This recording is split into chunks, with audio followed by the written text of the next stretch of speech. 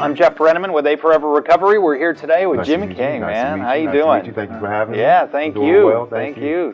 Thanks for having us here today. So tell us what you're up to these days. Well, I'm an administrator in the Ecorse Public School District, which is about 10 minutes from here.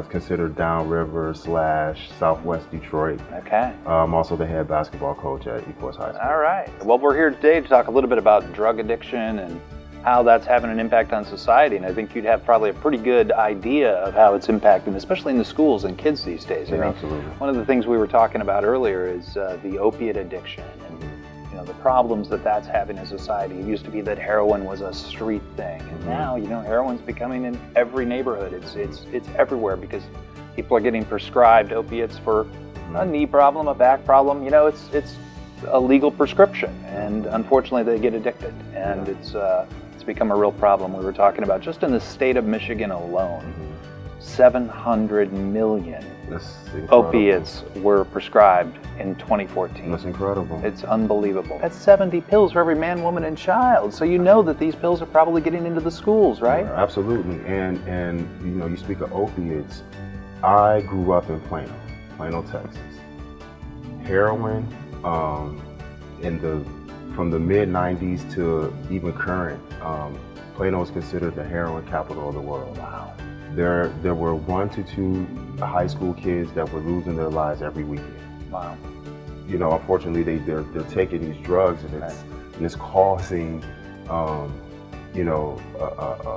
issues throughout the community, just because you got people who are kind of masking their feelings. So they're not even really dealing with the real issues. Right. They're masking their feelings and then passing those bad habits on to their peers and down to the younger children.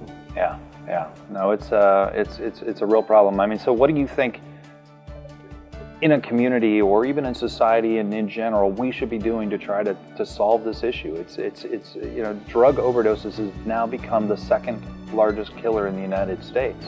It's surpassed heart disease. So we do have an epidemic. We have a crisis on our hands. What do you think we should be doing differently? We have to be open, and we do have to have an open discussion with law enforcement, with parents, and with the administrators within the districts.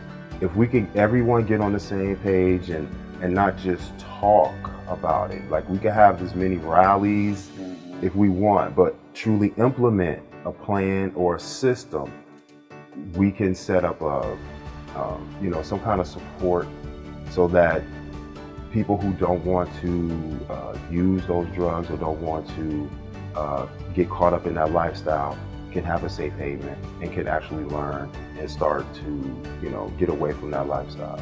Well, we hope that in your new role as an administrator in the schools that you'll be able to help us figure out how we can deal with these things and get people help when they need it. Let's just with the kids every day. Let's save some lives. Thank you. Thanks for coming today. Thanks for having me.